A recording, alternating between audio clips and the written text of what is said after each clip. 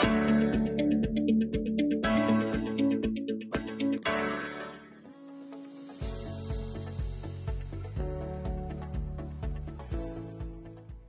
को नमस्कार। हिंदी के एक नए वीडियो में आप सभी का हार्दिक स्वागत है।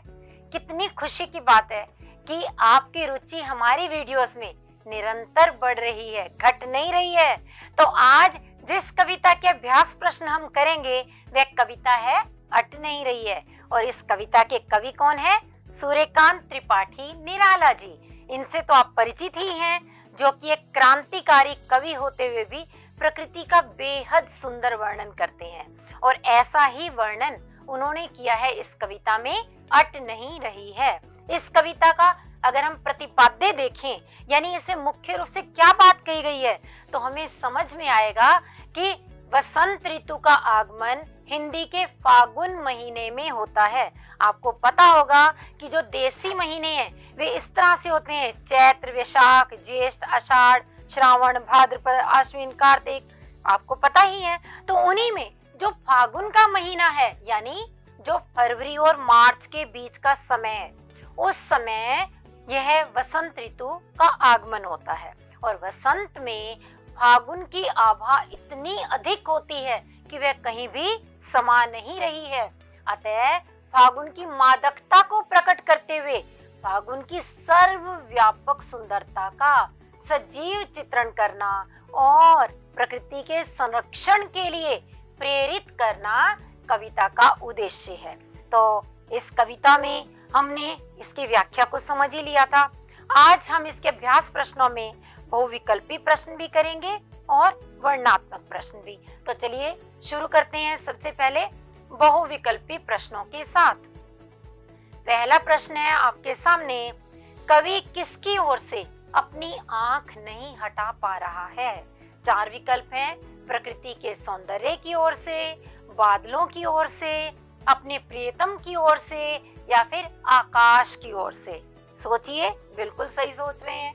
यही उत्तर होगा, प्रकृति के सौंदर्य की ओर से। अगला प्रश्न: फागुन मास के कारण लोगों के चेहरे पर क्या है? मायूसी, डर, दुख या खुशी? स्पष्ट रूप से पता चल रहा है, खुशी है। अगला प्रश्न: इस कविता में अट से क्या अभिप्राय है? प्रविष्ट करना, अटकाना, हटाना या फिर आटा बढ़ना? तो इसका उत्तर होगा हटाना। और अगले प्रश्न को देखते हैं हम। पाट पाट का क्या अर्थ है? पतली, पेट, जगह जगह या समा नहीं रही है? तो इसका उत्तर होगा जगह जगह। अगला प्रश्न देखते हैं हम।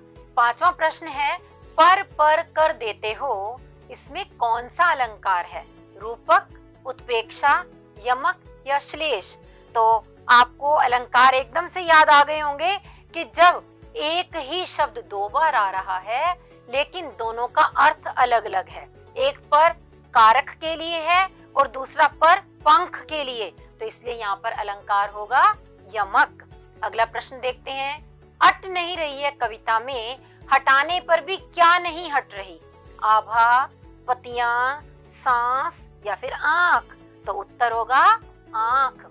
तो आपने इतने सारे प्रश्न देखे, आप अवश्य समझ गए होंगे कि किस प्रकार के बहुविकल्पी प्रश्न पूछे जा सकते हैं।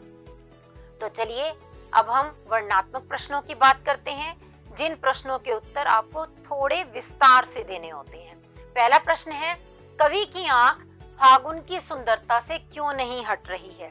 तो इसका उत्तर होगा, अट नहीं रही है कविता में फागुन महीने में प्रकृति के सभी तत्वों पर एक विशेष प्रकार का सौंदर्य छा जाता है।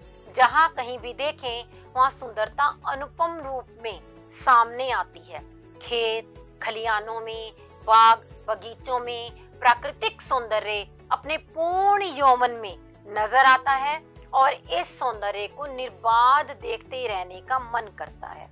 निर्बाध यानी बिना किसी बाधा के लगातार देखते रहने का मन करता है।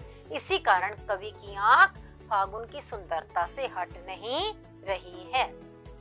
मुझे लगता है आपको ये उत्तर स्पष्ट हो गया होगा।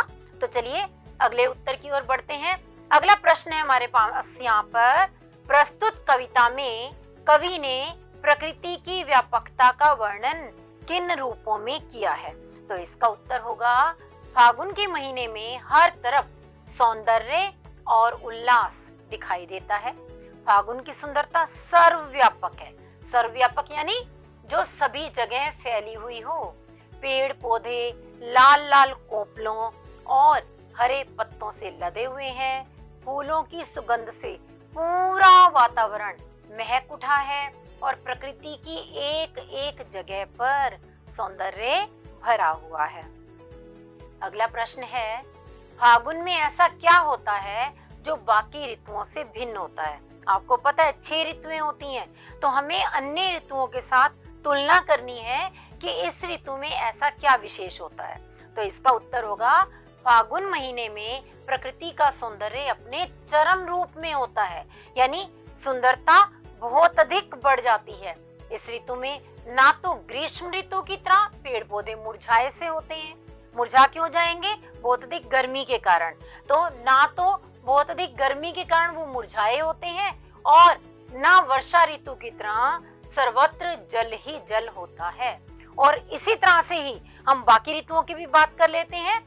ना शिशिर हेमंत की तरह कड़ी सर्दी पड़ती है और ना पेड़ पौधों की पत्तियां गिर जाने के कारण वे ठूंठ से नजर आते हैं। इसके विपरीत वसंत ऋतु के फागुन महीने में सर्वत्र उल्लास, मादकता के कारण तन मन प्रसन्न हो जाता है। वृक्ष नए पत्तों, नई कलियों, फूलों, फलों से लद जाते हैं। तो इस प्रकार इस ऋतु में जो होता है वह अन्य किसी ऋतु में नहीं होता। यही तो भिन्नता है।